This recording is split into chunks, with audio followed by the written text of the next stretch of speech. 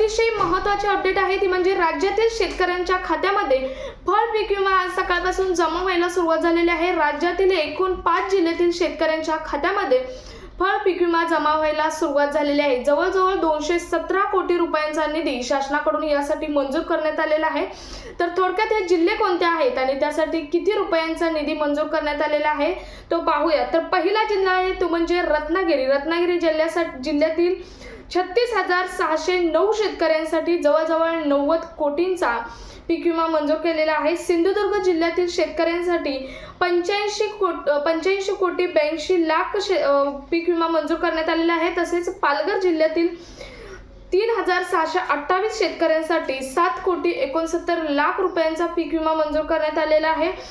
तसेच ठाणे जिल्ह्यातील 2,301 शेतकऱ्यांसाठी 7 कोटी 37 लाख रुपयांचा पीक विमा हा मंजूर करण्यात आलेला आहे। तर काजू पिकासाठी 198 महसूल मंडळापैकी 150 महसूल मंडळांसाठी पीक विमा मंजूर करण्यात आलेला आहे। हा पीक विमा शेतकऱ्यांच्या खात्यामध्ये जवळजवळ 16,800 रुपये रक्कमपासून 42,000 रक्कमपर्यंत पीक विमा जमा केला जाणार आहे। ती डिपेंड असणार आहे तुमचे नुकसान किती झालं आहे याच्यावरती पीक विमा तुमच्या खात्यामध्ये जमा होणार आहे। तर अतिशय महत्त्वाची पीक विम्यासंदर्भातील ही अपडेट आहे। जास्तीत जास्त शेतकऱ्यांपर्यंत शेअर करा। भेटूयात पुढच्या एका नवीन अपडेट सोबत, तोपर्यंत धन्यवाद।